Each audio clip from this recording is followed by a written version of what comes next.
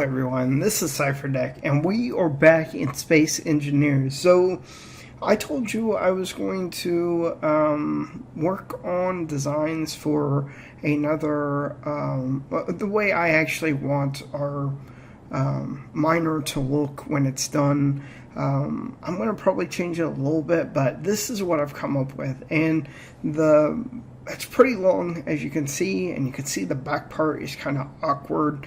But this is something that I came up with, an idea after watching Sage and Tazu and Aaron and all of them. I always noticed that every time Sage's mining ship gets done, it has to turn around, come back to the station, then go back and start mining again. And though it's not really an issue because it's really close for them, maybe you have a place pretty far away, you have antenna arrays here and there just so that you can keep everything connected, and you don't want to keep bringing your mining ship back to drop things off. Well, here's what I come up with. On the back here, you'll see that this is connected kind of oddly, and that is because this is connected with merge blocks. And so this can separate and it becomes its own ship, and this becomes its own ship. And behind this is a large cargo container, so it can hold a lot more than what this can because it only has a medium cargo container. So the plan is if you go out to a pretty far away asteroid that's maybe 5,000 kilometers away from where you're actually working, then you could have this.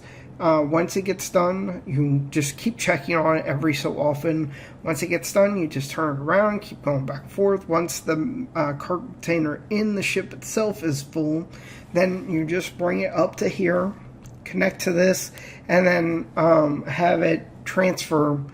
I'm sorry about my voice. Have it transfer all of the ore into it.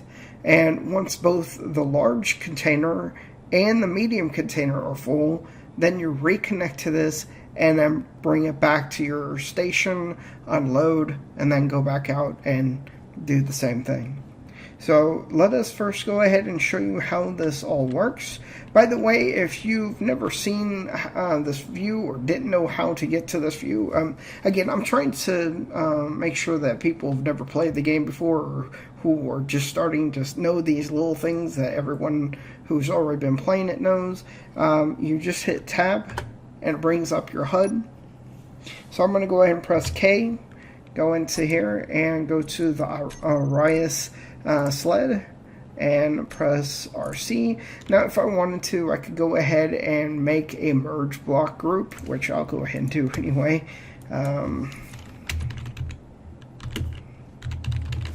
Merge group. But I like to connect using the RC because I already have a button for it. And so once I'm in it, you can see I have control over it.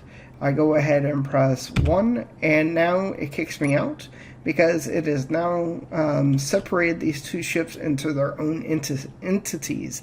So now I go back in. This is the only thing I do not like, is that when I go back in, the ship that separated, it now doesn't have the name anymore that I originally set for it. So we're going to go ahead and go up and move out.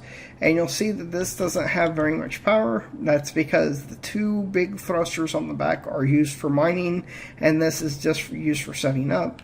This brings me to the next reason I have this the way that I do, is because this allows you to get to asteroids much faster. It has a lot more thrusters on the back, it has a lot more control thrusters on the sides, and it also has its own gyroscope. So just something that you can use, not just one gyroscope, several, and that's just so it has a lot of control, especially when you're pretty far away. You want to have as much control as you can, though I'm sure you can up the values and all of that. All of the values on here are halved, so it's not really the same as having 5 actual gyroscopes. I also have only one thruster down here, and it's going against a heavy armor block, and that way I'm sure it's not going to hurt anything past this point, but just in case it gets reflected by that. And then you have two small thrusters on the front, you have your camera, and you have a I'm sorry, you also have a sensor that's back in here behind this right there. And what it does is once you're within 500 meters, I believe it is, then this will start going. But I don't like to just have it start moving forward and doing what it wants to do. So what I do is, while I'm traveling, so I don't accidentally have the ship just turn on its thrusters and destroy the sled, I actually have it set so that well, let me just go in and I'll show you again. Go back into here to the small ship, go to the RC, control it, and you'll see that the third button is to turn that on and off. And that way it will not activate when I'm trying to get back to this vehicle.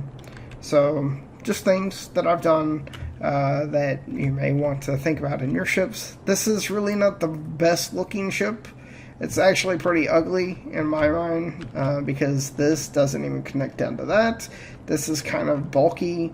It could have been done better, but it's really hard to get this going on in the back without having some kind of way to move it. And to be honest, I could have done all small thrusters. It really didn't have to be big ones.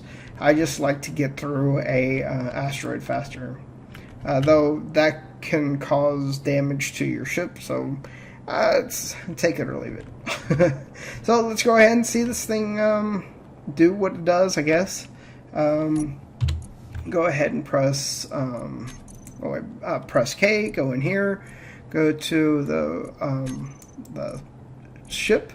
We'll go ahead and do RC, and this time I'm going to go ahead and go to number 5, which shows me the back camera.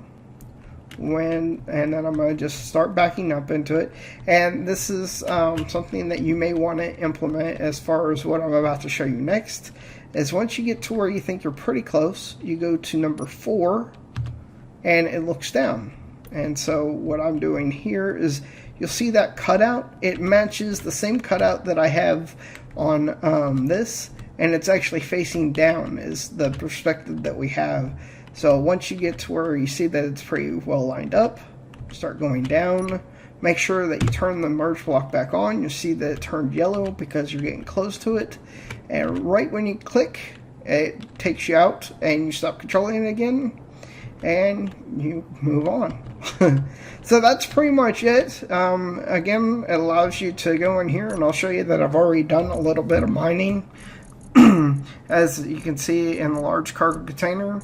And I don't think I have any the small cargo container because I took everything out whenever I went and tried to mine this asteroid over here. So let me know what you guys think. This is something that I'm going to start working on in the next video, is getting this kind of design set up. I am going to make sure that next time, before we do it, do the video, that I have at least, I don't know, a couple thousand worth of supplies so that we can at least get this thing done and going, because the longer it takes to get our miner done, the longer it takes for us to become productive in any other aspect of the game. So I hope you like this. I am going to go ahead and put it up on the Steam Workshop so you can play around with it, move it into anything you want to use it for, even if you want to use it in your own survival. Do what you want with it. Thank you again for watching. This is Cipherdec. I hope you have a great evening. Bye.